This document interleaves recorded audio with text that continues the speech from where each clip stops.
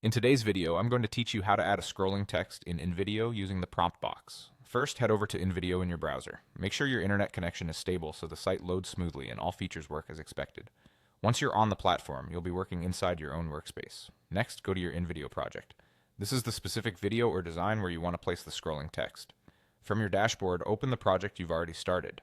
If you have multiple projects, choose the one that needs the scrolling text added to it so everything stays organized and easy to manage. Now wait for the project to load completely.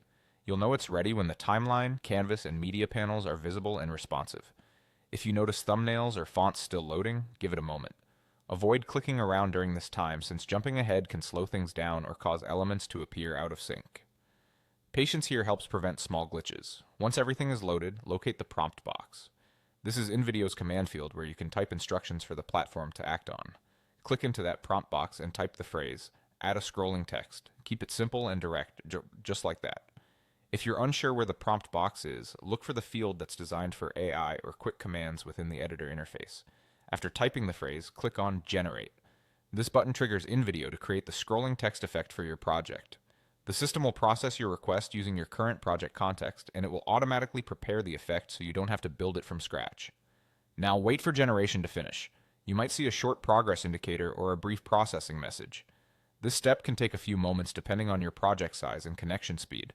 While it's generating, avoid switching tabs or closing the window to ensure everything completes cleanly. And that's it. Done. Your project now includes a scrolling text element created from that simple prompt. You should see it appear in your preview and timeline, ready to play within your design.